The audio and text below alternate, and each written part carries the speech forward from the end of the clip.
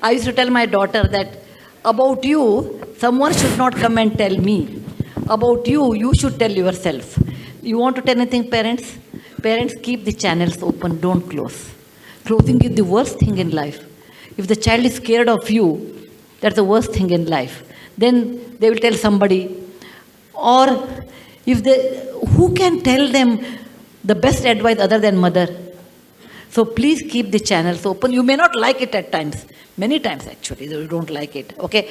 But allow them to talk to you. And explain to them in case you are not happy, why. Children are very logical. They understand why you cannot accept. And when you accept with your conditions. Please keep the channel open. You should not make them get scared. I'm scared to tell my mother means there's something is gone wrong. Don't do that. Parents, keep the channels open. Children, even though mother scolds you, but still you have to talk to her because that is the only, everything in this life has a price. Anything, including this bottle, everything has a price except mother's love. It is the one thing which is priceless, which is unconditional. Which is unconditional. She may get upset now. After 5 minutes, she'll be all right. Mothers, don't get upset. Even though you are upset, don't show at that moment. You cool down and accept it. Don't show you are very upset and crying, beating. Don't do that. First, you listen. If you are upset, okay, better I'll talk to you after half an hour.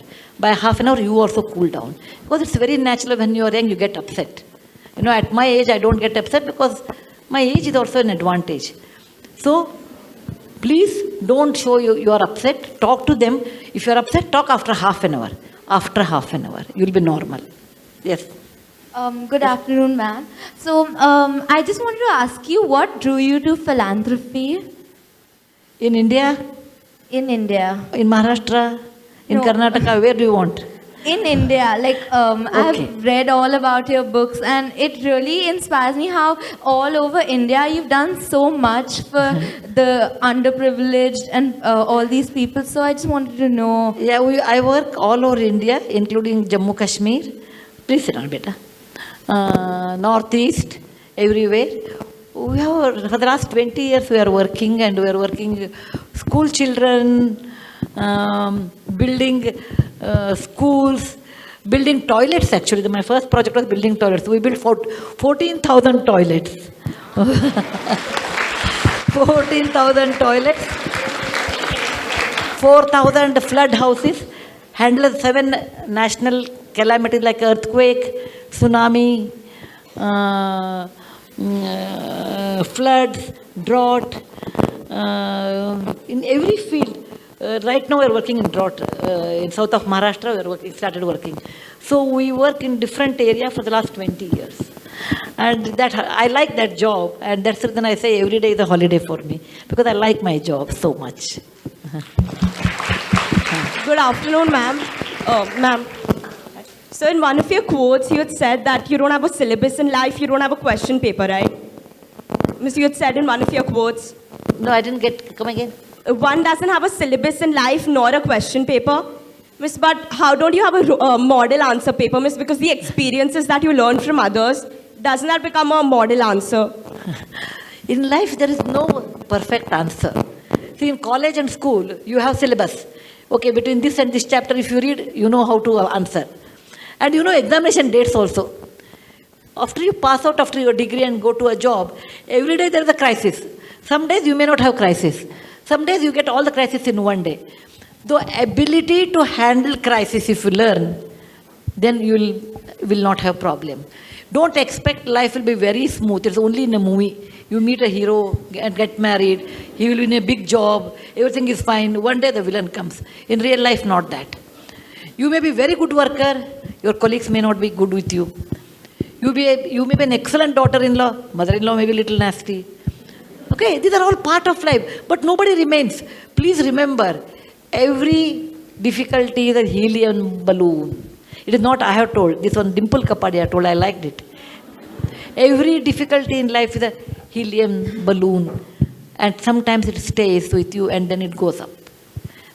She is not a graduate, but the kind of statement she made, I liked it a lot. So please remember, in real life, Undefined problems will come. If you are intelligent, you don't have to have your own experience. Okay, I will fail and I will learn. No. I will see somebody has some difficulty, how they passed out, or how they failed. Learn from them, and if you incorporate, you are a very smart person. If that failure affects you and you learn from your own hard work, you are an average person. Even though you fail and if you don't learn, then you are really a dull person. These are the three classes in real life. Learn from others' mistake, learn from your own mistake, don't learn from your own mistake. So try to become number one, learn from others' mistake. And if not possible, learn from your own. Don't ever think of the third degree. Okay, fine.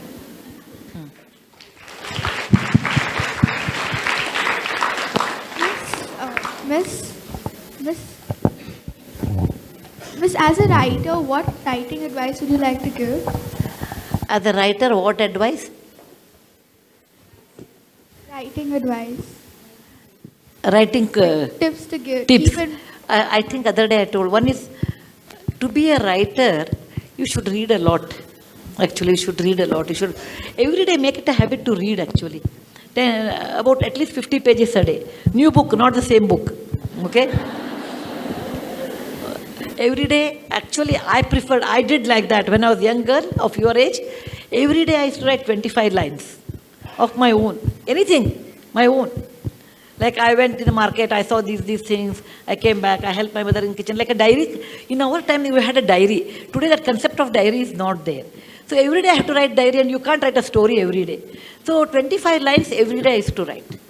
For several years, it improved A, my handwriting, B, my communication skills. So every day if you read, that helps you a lot to understand somebody's difficulties. Second thing is you should be a very sensitive person.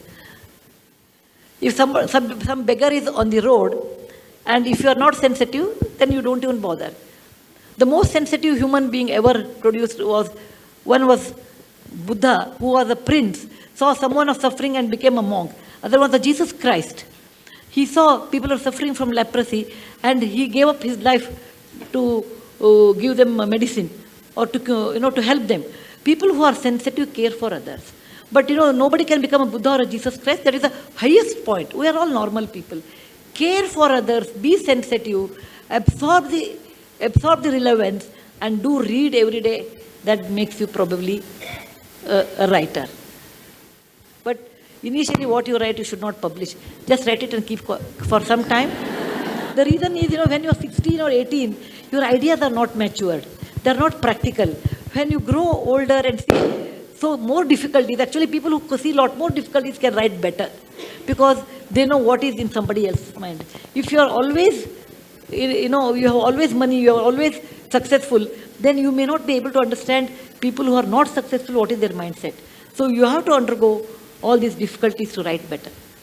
And that is the reason I spend about 5 days in a year, just to understand what people feel. 5 days in a year, what I do, in a temple, I wash vessels. I don't do any other work except washing temple vessels, cooking vessels, etc., and cleaning the floor 5 days in a year, because it makes me to understand how a poor man lives on such job and what are their aspirations in life. Once in a year, I travel by local bus for 2 or 3 days. Okay?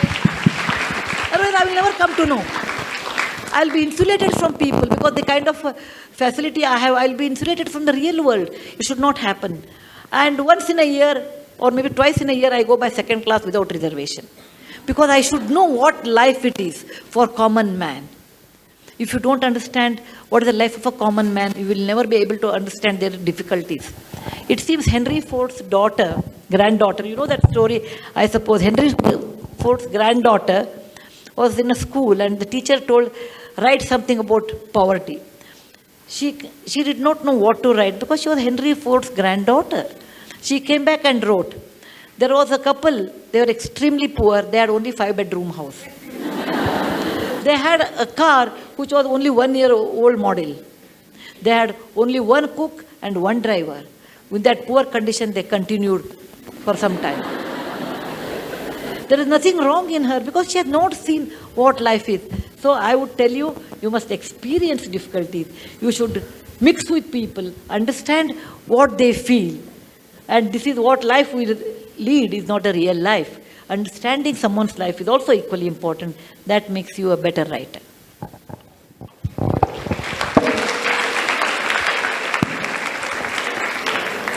Good afternoon, ma'am. Ma'am, what is your... Where are you? Good afternoon, ma'am. Ma'am, what inspires you to do so much every day? Like, what is your inspiration? My schedule every day. Your inspiration. My inspiration are poor people, actually. My inspiration are poor people because when I look at them, I always say, everybody wants to be born in a rich family. Everybody wants. Because it's a natural desire, no? You get good education, good food, good facility, everything. But there is an invisible line between poor and rich. Why people are born there, we do not know. There's not invisible, there's a visible line. There's somebody's decision that why somebody has to be born in that family, in that line, and why here. And we don't have control on that. So people who are born that side of the line, they may be as talented as you are, but they have less opportunity. And as a human being, I feel, I personally feel, I don't require that kind of a wealth to lead a normal life. Actually, in real life, people have a lot of misunderstandings regarding wealth. You have a lot of money, you live happily. No, money is only a facilitator in life. But you cannot eat golden rice. You eat the same rice. You really don't require the huge wealth to be happy in life. You require a mindset to be happy in life. So I always feel the money which is given to me, I'm a daughter of a college professor, doctor, and granddaughter of a school teacher, which was a middle class life. And I think when the money was given to me, it has given for a real cause in life. The cause is to help people on the other side. And that's the main strength or inspiration for me. To start writing books. When I started writing, as a schoolgirl of your age, I used to write a diary, 25 lines a day.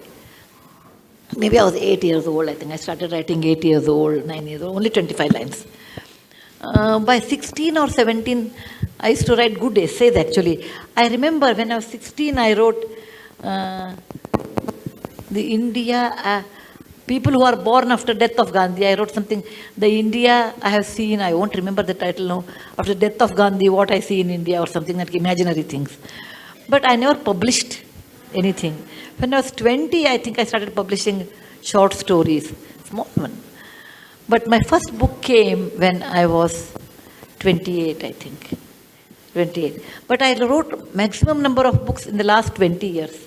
Because with Infosys Foundation, I started going to all corners of India, meeting film actors, politicians, prostitutes, Devdasis, Kamatipura, schools, Army Navy camps, Ladakh region, Northeast region, and working in hurricane. All these experiences taught me the reality of life, and I could write more. But I started my first book, I think, was published when I was 28, I think.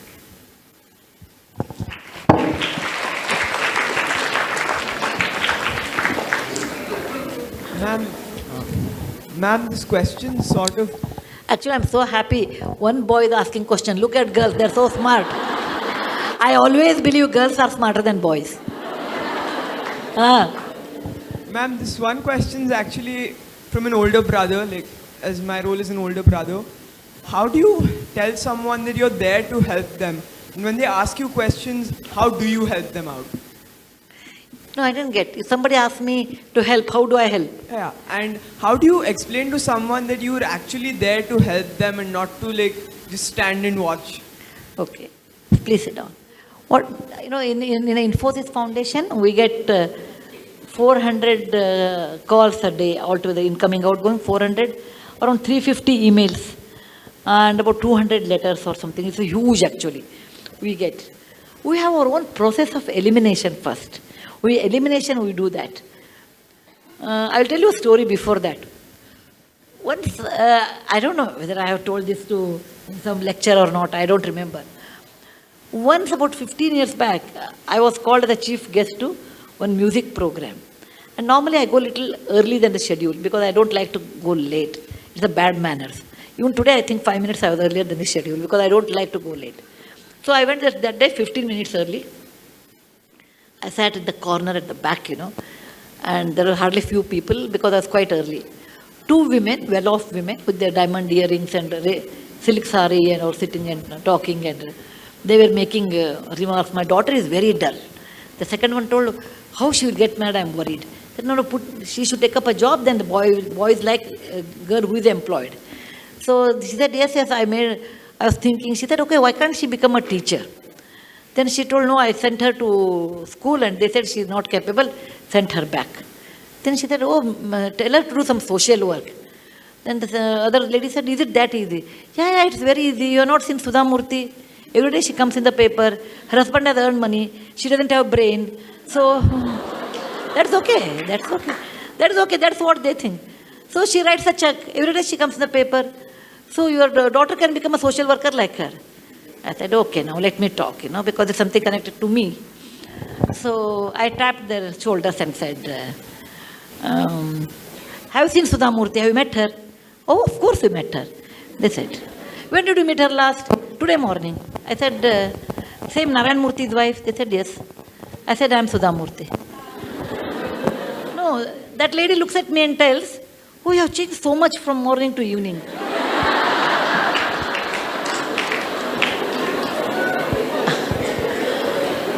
I told her, no, I want to clarify certain things with you. That's the reason I have talked to you. Don't ever look down upon teaching job. A teacher is the most respected job I ever think compared to any job, because they are creating characters, and that's the greatest thing.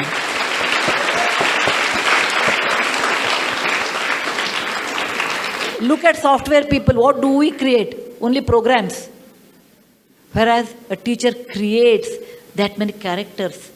Don't ever look down upon that. I said, if a doctor makes a mistake, the patient will go 6 feet below the ground. If a magistrate makes a mistake, the person will be hung 6 feet above the ground. If a teacher makes a mistake, the entire batch is wiped out. And it is such a sacred job. Don't ever look down upon that. Coming to social work.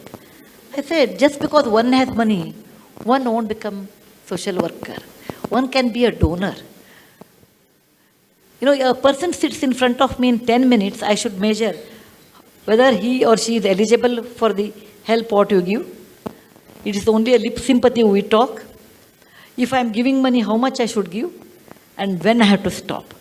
That means I have to assess a person sitting in front of me in 10 minutes. It's not like 10 days or something time I don't have, because I will have 17 appointments a day.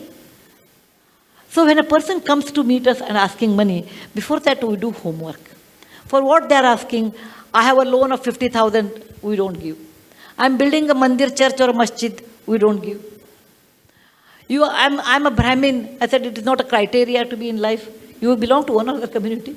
I'm a Kannadiga, very good, but we don't give any money. I belong to Congress or BJP, we don't give any money to such. So we go on eliminating first. Then it comes to hardcore. In that, if we help a person, we don't do any lip sympathy. Oh, I'm there with you, such things we don't talk. We give, we don't give. If we give, with the condition we give. If you don't give, there is nothing to give. Then, if we want to give, we go on a simple principle. If I help for a project, is it going to help lots of poor people in that area? Bahujana hitaya, bahujana sukhaya. If I help, people ask us, I got an admission in Harvard, will you help us? I said no. In the same money, I rather give 20 children who are doing engineering. Because one fellow going to Harvard doesn't make any difference to me. But I rather make 20 engineers who are more useful to their families and the country. So, larger effect or impact on a larger people is always our criteria. And that's the way that is the way we go on assessing things. Then before that we do a lot of homework. Suppose I want to give something to a hospital. Before that we say, who are the people Who are the trustees? How are the trustees? Are they corrupt? Who are the beneficiaries? Okay, all the studies we do, it is like a horoscope kind of study we do, and then we give. So, in our work, if I have 100 hours, I almost spend 70 to 75 hours on investigation and 25 hours only on execution. Like writing a check takes 2 minutes actually. Then after giving the check, then we have a milestone. First year how they did, second year how they did, third year how they did. So we want all the reports. Then we send a third party inspection how work they have done. So it's quite a complicated, but we do a lot of work before we give money. Arsh, Okay, tell me. I've read a few of your books and I want to ask the question if they are really based on your life and they have a real meaning. Which book you have read? I've read the Secret of the Lost Temple, I think. Okay, I'll tell you a story about it. I know the real things I will tell you. There are some books which are 100% real or 99% real. 1% I change the name, make the situation different. Wise and otherwise, the day I stopped drinking milk, how I taught my grandmother to read, they're all real. The old man and his God, they're all real stories. For children, grandma's bags of stories, magic drum, the bird with the golden wings, they're all imaginary. Whereas this book, the Magic of the Lost Temple, is 50%. I have a granddaughter by the name Anushka, and she is 4 years old.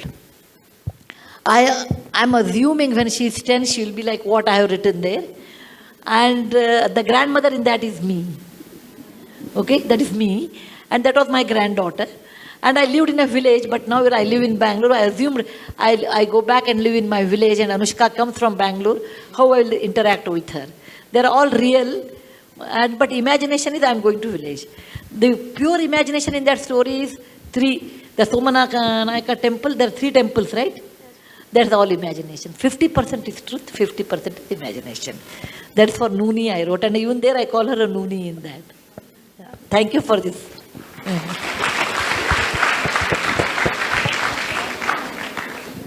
Good afternoon, ma'am. Where are you, beta? Huh? Yes, miss. Miss, I would like to ask you, would you like to share with us some of your experience with Infosys? Which one? I have written that in one of my books, but which one you call? I really don't know the name. Can you just tell anyone which you like? It's hard to tell, but I can tell you, starting Infosys with a 10,000 rupees journey, I never ever thought or dreamt we'll become famous, rich, nothing I dreamt. We took it as an adventure and we started. The journey was more beautiful than the results. We did, of course, we became famous, we got money, etc. But the journey itself, without expecting anything, that journey itself was beautiful. And I think in one of my books I have written that I will do it is one lesson I remember. Other one is a mother's advice. Maybe my mother told me in life where to spend, where not to spend. That's one another. I suppose that's all I remember. But the journey of Infosys itself was a beautiful journey where, you know, we had very little money, but we had a lot of confidence because we never ran after money. Please remember, if you ran after money, money runs away from you. If you run after good work, money comes behind you. And that's what Infosys is, that we ran after a good value system.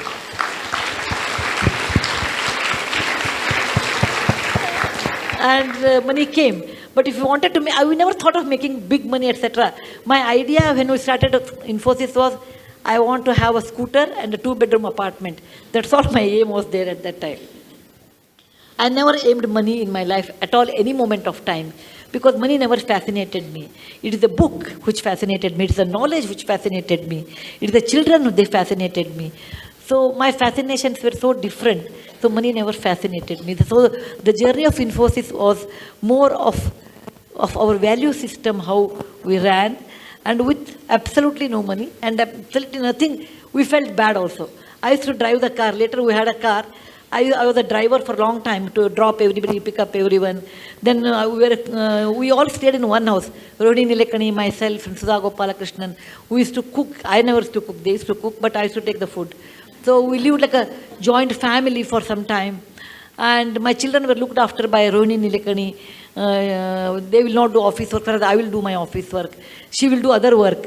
As I used to be, if programmer is on leave, I will go and do programming. After all, it was a journey of our 5 fundamental founders lived in a joint family, or different language, different community, different state, lived like one family, and lived with a value system. And that's what I can call our journey.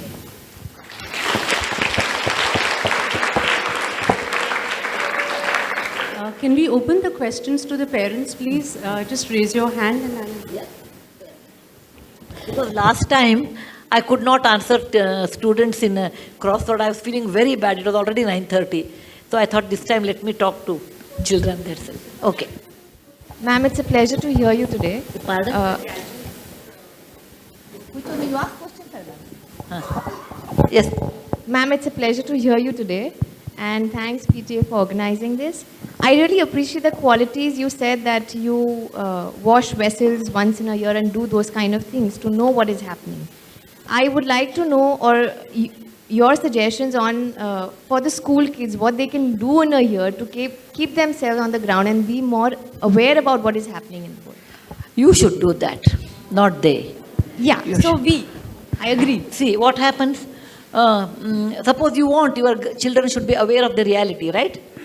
Okay, this is a way, this is a high, please sit down, please sit down. This is a subjective way of telling, but how I did, I can tell you.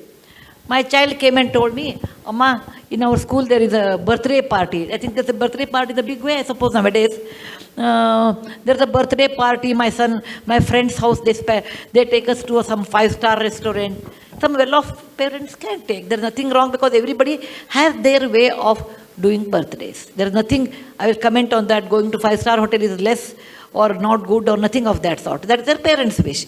He went once, I think his classmate's birthday was there, and my child, Rohan, my son, went to birthday party, came and said, Amma, it was so good, and my birthday, I want to take. I said, no, Bill, you can't take. He said, why? I said, Rohan, please remember, how much it will cost, let us talk about it. Each child, let us take 1,000 rupees. You call about 50 people, your class. How much it costs? 50 into 1,000 is how much? 50,000 rupees. He said, Rohan, please remember. I told there was a person who used to come and drive our car. I said, he has 2 children. They are as bright as you are. Okay? Their school fees are probably in those days 10,000. If you give 20,000 to them, they can go to a better school, beta. For your birthday, I'm not denying you should not do, etc. I will buy samosa. Okay? I will buy samosa and rasna packet. Or nimbu sharbat, something there. No, mango drink was there. What is that? Maza, not maza. Fruity. Yeah. Fruity in those days. I'm talking about 25 years back. So I will spend for 50 children, plus our driver's children, everyone, altogether this much money. More than that, I think you should not spend, because what you are doing is wrong according to me. Those 2 children will not go to school, whereas you spend 50,000. And he didn't like it. What I said, he didn't like it. He said, oh, you always give me hishob, that means you always give me plus minus, always a balance sheet. I said, think over it, I will give you 3 days time. And after 3 days, he came back and said, okay, I agree, but along with samosa, you should give us 1 gulab jamun or something. I said, fine. Okay? So I told, and in front of him, I gave 10,000 to our driver's children in front, through his hand. I said, Bill, from your account, there is a 50,000 rupees. Out of that, this is the way you have spent. This much money is left, and this you should give it to some good cause. And I used to take my children, when I wash vessels, I used to take my children to wipe them. You have to take your children. Fortunately, I had a job like this, where I go to Lambani tribal area, etc. I used to take my children. Come with me. I can show you they are very good children there. They don't have an opportunity. Is it not your duty? So I used to tell me, you make me so guilty, Amma, to spend any money. And today, because every time you'll bring one case like that.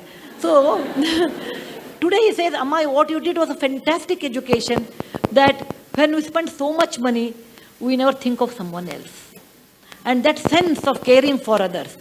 For example, we have a cook, and cook always gets food. So the cooks normally used to eat in the kitchen. I told one day, Rohan, I was talking about equality in life or some topic. When they become 14, 16, I treated them like adult. Just like adult. At least after 14 boys, after 16, girls also 13 only you have to do now, 1 year early. I treated them like adults, and we'll have a conversation on a dining table. I talked about equality, and I was talking about slavery in America. Equality is so important in life. Then he said, Amma, if that is equality, will our drivers, will our cook eat on the same table as ours? For a minute, I never thought about it. I said, yeah, why not? And he made it a point, our cooks eat at the same dinner table. But our cooks were hesitating, no, we don't want to eat. Then, I made a samsota, like you can eat after we eat. If you feel like eating, no, you don't want to eat with us, at least you use the dining table and eat on the dining table. It may be a small move, but that made a lot of awareness for my children, equality in life. When he was in Cornell school, Ron's birthday came, and I was thinking he was abroad in those days, what he will do. I would have been unhappy, this is my subjective opinion, if he spends so much money on a birthday which comes every year. Why waste that kind of money? It is not something like fantastic thing. It is not like we are Mahatma Gandhi born on October 2nd. We are ordinary people, we are just ordinary people. Let us not think that we are too great. If somebody says, oh, what do you think of yourself? I said, I'm a very ordinary person. Very ordinary person, but the situation made me great. The situation made me great. I'm very ordinary than like anybody else. You should bring up this idea with your children's mind. Look, my child, you are ordinary. Just because your father has money or I have money, you are not extraordinary. Money comes due to various reasons. Okay? And money, what you have, has a cost. That I made it to my children in a very young age. And when he was in Cornell, he wrote to me, and I have that email even today.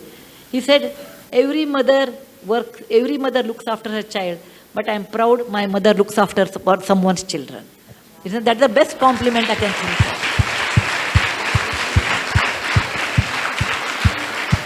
of. He got a scholarship. Then he got a scholarship, and he sent the very little money. He must have had 1 lakh rupee or something, not great money. He wrote to me, Amma, this money should be spent on my birthday to all those Jawans who died in the parliament attack in 2001. They died there so that we can live in free democratic India. It is not a big money. It is not a big money. But that idea of sharing wealth with somebody, idea of being sensitive, someone is poor and they have a right to live, and making equality along with our own driver and cook. Such ideas you have to initiate to your children. That is very important. Most of the time we don't do that because we think what others will think, what is the status. Suppose my neighbor comes, my cook is eating on the dining table, what they think of us. All those false values, all those, tightened compartments we build around what people think. Let them think what they think. You cannot live on people's opinion. You have to live on your own opinion. And that you should understand to tell your children. Children will be, for many years, children will carry your values. Later, once they are married, their wife's value, once they are exposed to different values, that goes on changing. But to some extent, great extent, you can reflect it. Yes, please. Good afternoon, ma'am. Yeah. This lady wants to, yellow dress, she wants to ask. Yeah. Good afternoon, ma'am. Who is that? Ma'am, this is your good afternoon. Thank you. It's a lovely afternoon. You have given us a very beautiful lecture as well as a very good knowledge. My last question, probably there may be many parents like me must be wanting to ask questions. One challenge which I am facing these days is gadgets. So how to correlate a story to have a restrictions on the gadget on my children or many parents like me. I'm sure. Thank you. I'll tell you. Sometimes I say, thank God, my children are not born in this age, What are the gadgets we will have? iPhone. Phone is the most culprit, right? iPhone, iPad, laptop, Television. television. Let's take only 4. What is the age group of your children? Oh, still you can control, okay. Up to 18 you can manage somehow. Once they go to college, it becomes hard. But again, okay, 10 and 13 still you can manage. Put the switch off TV, you don't see TV. Put off, sell the TV, no see TV at home. Or if you have TV and they're really fond of TV, as a dessert, 10 minutes. Okay, as a dessert, okay, put it off. Second thing, you have to tell children why not TV. Because once I told some film actor that one, anything, I can give a sermon, 2 people will understand. I can write a book, 10 people will read. If I act in a movie, thousands of people will understand. That's the result. Dangal is very, very good social message because entire country celebrates the birth of a daughter now.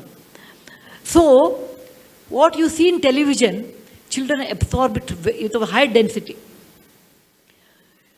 Most of the serials, with all ornament, fake though maybe fake, lot of ornament, big sindoor, and actually I'm wondering who wears that kind at home. I've never seen somebody wearing. And that chakpaki ka sari, red color, pink border, pink color, black border. And I wonder how do they work at home with that kind of sari, because even with salwar kameez, they're so hard to work at home. And they must be having 10 cooks at home, I feel, when I look at that. They're all unrealistic. You have to tell children, beta, they will make money. To make that money, they will add all these spices. But in real life, no family lives like that. So, I went to somebody's house. It was about 15 years, 20 years back actually. That day it was a Draupadi Vastraparana was there. And my friend's daughter was getting married. So she said, Sudha, the marriage at 6 o'clock. I said, what, 6 in the morning? December 6 in Bangalore means temperature is 10 degrees, 12 degrees. Who will come for Muhurta? She said, the Pandit said, today the Draupadi Vastraparana, 9 o'clock is serial, and 6 o'clock is one Muhurta. Other Muhurta is at 9 o'clock, and I will not conduct your daughter's wedding. 6 o'clock was the wedding Muhurta. So, you should see TV, but to not an extent become addictive or its slave. It may be TV, it may not be TV. In general, slavery is bad. It could be for gutka, it could be for cigarette, it could be for alcohol. Because, my next book is going to come with alcohol anonymous work, how people become alcoholic, how women become alcoholic, how children, parents seeing that children become. So on that I'm writing an essay, and for that I'm working on with alcohol people now. What makes them? They say any addiction is bad. It may be too much work, too much movie, too much television, too much eating. Anything too much is bad. Don't think watching TV is bad. Anything too much is bad. Anything too much is very bad. And that you have to tell children. Look, even I like to see, but I'm not seeing because I feel it's a waste of time. It don't happen in one day. It takes some time. And then they appreciate. Now coming to iPhone, iPad, okay? As a children, no, if they don't require, don't buy iPad. If they don't require, don't buy iPad. Don't give birthday gifts as iPad, iPhone, don't give. Tell me 10, 13 years why they require a phone. Give me one reason why do they require a phone. You want to call someone, call on the landline. Whom they can talk. You have to say that, why do you require a phone? Phone is meant for those people who are extremely busy, they have to communicate something. You are going school going child, why do you require it? So you say, I require phone only to talk when it is needed. You don't talk 2 hours on telephone to your mother, sister. You should not do that. I always tell, I will not talk to you for 2 hours. If I want to talk when children sleep, my sister is abroad, we want to talk sometime. When children sleep at 4 o'clock in the morning, today morning also, that habit has continued with me. If I have to talk to my brother and sister who are abroad, 4 in the morning I will call before children get up. 4 o'clock, 4 a.m. to 4:30. Because I want to communicate, but I don't want my children said, you talk to your mother and brother half an hour and you tell us not to talk to my friends. Children give you that kind of a reply because they see. First, you have to restrain and tell children anything too much is bad. It is not TV. It is not iPad. Any habit, if you go in deep, is always bad.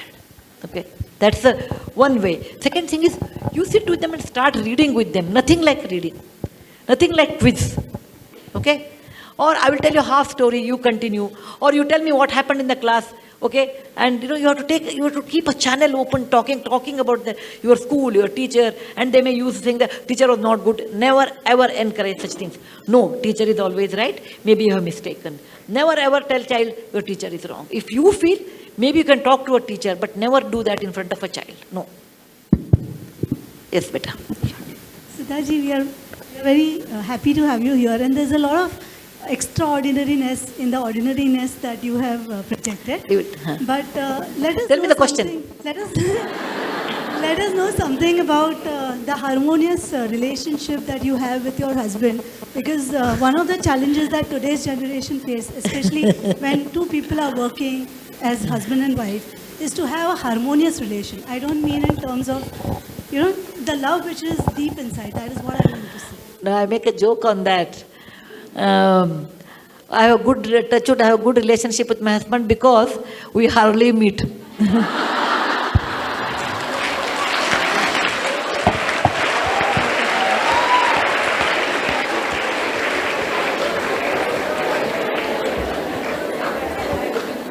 I will tell you the answer. My husband travels 20 days in a month abroad. I travel 22 days in a month village. Okay? How many days are left? 6 to 8 days in a month. So when you are with each other for 6-8 days, why fight? Okay? No, the real reason is not that. The real reason is, this is highly subjective, and I belong to one generation behind you. Please understand. I'm one generation behind you. The value system, the marriage, the commitment was so different than what it is today. You marry for life, that is the first fundamental thing. And my mother told me when I got married, if you fight with your husband and come back, I will not open the door. You have to adjust. And I married into a big joint family, which I was not used to. But one thing I realized, as a woman, every woman feels her husband should listen to her. Every woman feels. If someone says, I don't, then it's not correct actually, because that's what we expect in marriage. My husband should listen to me. Man also feels my wife should listen to me. That we don't worry. Over a period of time, I realized a person like Murthy, who eats, breathes, drinks Infosys, cannot spare any time for us, for the family. It is like a tapas. In olden days, Rishi used to go sit in a forest and do tapas. Today, you can sit in the electronic city and do tapas. Okay? The result of that tapas is Infosys. A son of a school teacher can build an empire like Infosys in one's lifetime of 30 years. It's not a joke. That means the person should be dedicated his entire life for that, dreaming about it, talking about it. Then what is his wife's duty? Expecting me, you have to take me out for a movie, you take me out for a sari birthday, you take me out for this. None of them are possible in his life. So, accept a person as he is. That is what I tell women. Accept your husband what he is. What he is not, don't imagine he should be like a Shah Rukh Khan. No. Accept your husband, that bundle. Some good points, some negative points. Because I have some plus, I have some minus. Accept your husband what he is. And the moment you accept, life becomes easy. Second thing, little bit philosophically I thought. After some time, not immediately after marriage, maybe after 5-6 years I realized. Everybody, like what I told, everybody has his or her own life. I have been brought up in a different atmosphere. My father was a doctor. Murthy's father was a school teacher. There were 8 children, we were 4 children. When you are brought up in a different atmosphere, your way of looking at life is also different. Why should I accept my husband should say this is the correct and what he was brought up is not correct? Similarly, he may be thinking about me also same way. Do not expect to see what you see through your eyes, your husband also should see the same way. The moment you please give him a liberty or freedom, what he likes,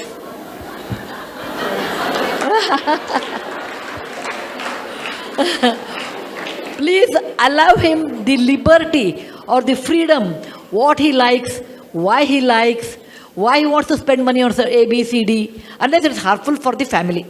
Suppose he gives a little more money to your mother-in-law, little more money to sister-in-law. Let us assume that way. You may get upset for a minute, but you should also remember, whatever said and done, my husband used to do a lot more, actually. Lot more to mother-in-law, to his wife, compared to wife. Initially, I used to get upset. Then I realized, I knew my husband at the age of 26. First 26 years, who has taken care? She deserves more. She deserves more. Tell your mind, don't compete with her. After all, he was her son first, then my husband later. And this liberty gave me so much freedom not to contest with him for anything. And even now I tell him, look, as a friend, I feel what you are doing is wrong. As a friend, whatever projects they take, I think as a friend, if something is wrong, I tell him, as a friend, I will tell this is wrong. As a family unit, I'll accept it. Decision is yours. And I expect same thing from him. And he does that. As a friend, Sudha, this is not correct. As a family, I accept it. So, allow the freedom of men, and they should allow your freedom. That's the reason behind every successful woman, there is an understanding husband.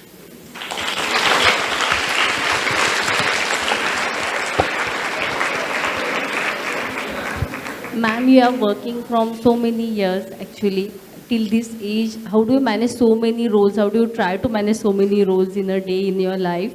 And did you have any guilt any day while bringing up your children and all that? Please, I have no guilt at all.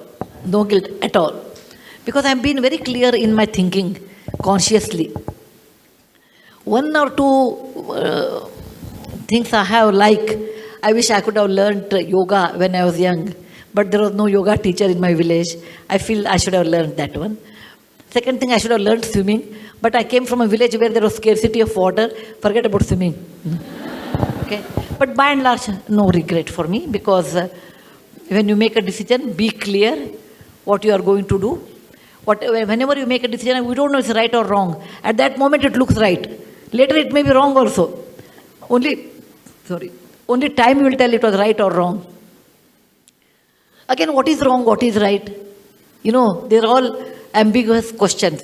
So by and large, I lead the decisions I take through my conscience.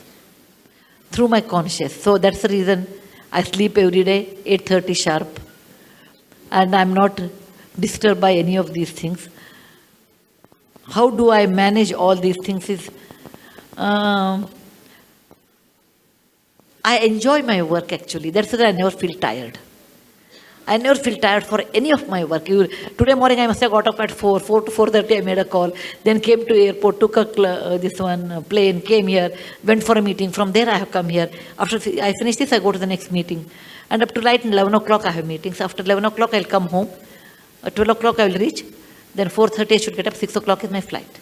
I never get bored because I love my work.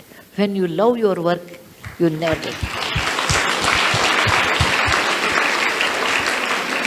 Tell me a job like this where I can meet so many people, so many children, so many people, learn so much from them. How many people will have this kind of an opportunity? So I love my job, so no strain for me. Second thing is, I don't spend any time on following things. Like I have never gone to market for 20 years. I have never gone to my market for 20 years. I really don't require anything from market. I don't attend weddings. Rarely I attend weddings. Rarely. Because I really get that much time, traveling for a wedding is quite a lot of time, I feel. Third thing is, I have projects in my mind, one after another. I always keep serial projects in my mind. So I go on executing them, the next one. And writing gives me enormous happiness. So once I write, I'll rejuvenate myself. And I normally do not waste time in chit-chatting. There's nothing wrong in that, but I don't enjoy that. I rather convert that time for reading or anything.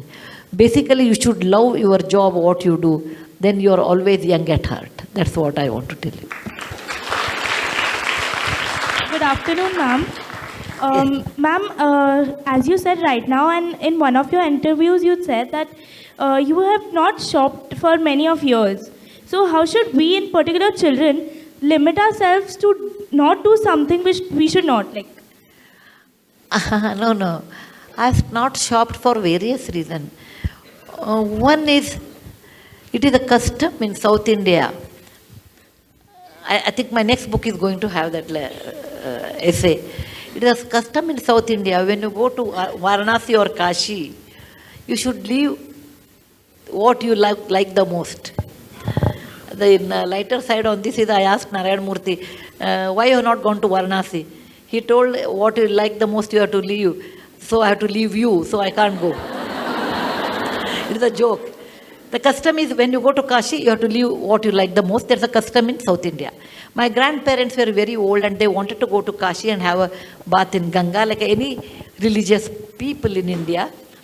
And they could not do it because they were in a village, they were old also. So when I grew up, I went to Varanasi on their behalf, and I took water in my hand. I never thought about it. When the water was in my hand in the morning, and I saw sun and remembered the shloka, oh sun, you are the way. My grandfather was a Sanskrit scholar, so I learned Sanskrit in a very young age. We could converse in Sanskrit with him. So I took water in my hand and I remembered the shloka, oh sun, you are the witness in the Ganges, the Ganga of our country, who is a witness for all the civilization in our land. And then it says, I leave something to you. That struck me, what will I leave?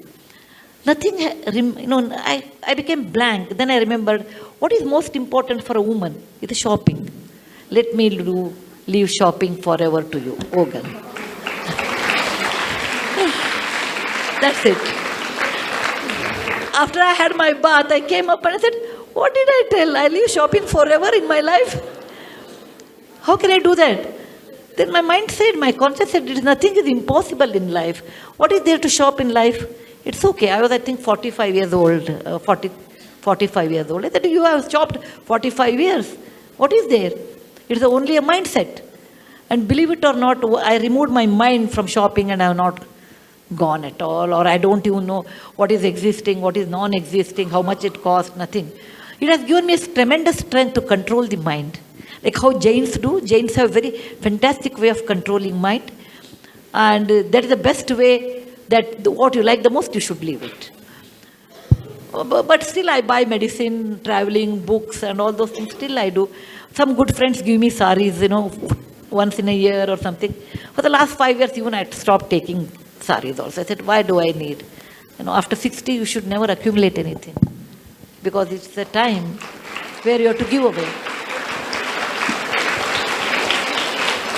So, when you make our mind, think over it and make it. Make it and then don't break it. So don't make it when you're 10, 15 years. Let it be some 35, 40 years. By the time you've seen enough in life. Yeah, last question, okay? Yes, beta. Let her ask. After all, a child. Huh. So some of the topics that you write about and that you focus on are very serious. Like dowry deaths, I just read Wise and Otherwise. Uh-huh. What inspired you to stand up for all these? They're all real. Yes. They're all real. I've seen dowry death. Then that's the reason I used to work in that area. Then I wrote it. What I see, I write. Okay. Ma'am, yeah. Miss, one of your stories was about how you helped two young boys who were underprivileged, and moving on in life, one became a shop. He owned a garage fellow, and one was a doctor. That Bombay doctor, car doctor. Yeah, and he charged you more in the pretext of charging less, and the other person gave you a sari for no cost. Ma'am, I just wanted your advice on how you judge people. I mean, how would you know what a person's intentions are? And how do you filter out yourself the people who mean well and people who don't? It's very difficult actually how to know what person is. Because everybody talks very sweet to you. Particularly when you have a lot of money to give, people will be very nice to us. Okay? But if someone talks too much about me, I think ati vinayam durta lakshanam. That means this fellow, you never know. Second thing, if you don't expect anything, whether they give or not doesn't matter. But by and large, you can, over a period of time with your experience, 90% of the time you can make out what is their intention. And if someone says, okay, I will do all these too many things, no, then you have to take pinch of salt. So by and large, we realize, but sometimes we do go wrong. It's a human nature. Greed it is not the people. Greed makes them to do that one. If you can make out that person has a greedy trait, then you know this fellow is going to googly to me later in life. Did you always know you wanted to write and become an author? Was that your passion from the beginning? Did I know diary? Did you always know you wanted to write a book when you grew up? No, actually, I was quite, please sit down. I was quite blank about my future when I was young. I used to read, go to school, learn, always reading. I have taken life as it came. But maybe by 16, I made up my mind what I want to become. I wanted to become an engineer and I wanted to write. So at 16 or 17, I decided what I want to become. Before that, no. Before that, like a carefree. It's okay? Thank you very much.